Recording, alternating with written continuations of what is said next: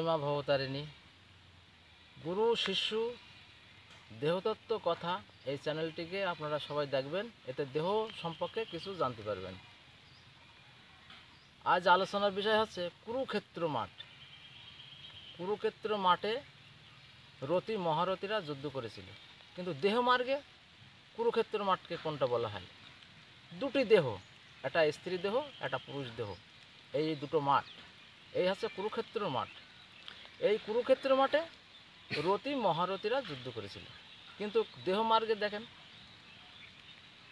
যেটা স্ত্রী তা আছে ব্রহ্মা এবং পুরুষ আছে ব্রহ্ম। ব্রহ্মা আর ব্রহ্ম আছে রতি, দুই রতি। এই দুই রতিতে যুদ্ধ হয়। কীভাবে? দুই দেহমার্গের ভেতরে। যেমন দেখা যাচ্ছে অভিমন্যু চক্রব্যূহের ভিতরে ঢুকেছিল, সে বেরোবার রাস্তা পায়নি, সেখানে সে মারা গিয়েছিলেন। কিন্তু দেহমার্গে দেখেন, আমরা সবাই অভিমান্য, আমরা যখন চক্রব্যূহের ভিতরে ঢুকতে পারি, কিন্তু সেখান থেকে বেঁচে ফিরতে পারিনি। এই বাঁচার কারণটা হচ্ছে একমাত্র গুরুদেব দিতে পারে।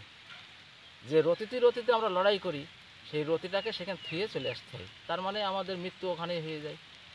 তাই এই রতি সম্পর্ক জানতে গেলেই এবং আপনার গুরুর কাছে জানতে হবে। গুরু এর উপদেশটা দেবেন, দিলেই আমরা বুঝতে পারবো যে আমাদের কুরুক্ষেত্র মাঠটা কিভাবে, সেখানে আমরা রতিতে যুদ্ধ করি। ব্রহ্মা এবং ব্রহ্ম, দুই রতিতে আমাদের যুদ্ধ হয়। যা হোক, গুরু শিষ্য চ্যানেলটা আপনারা দেখবেন, সার্চ করবেন, দেখবেন, ওতে দেহ সম্পর্কে কিছু পাওয়া যাবে। জয় মা ভবতারিণী।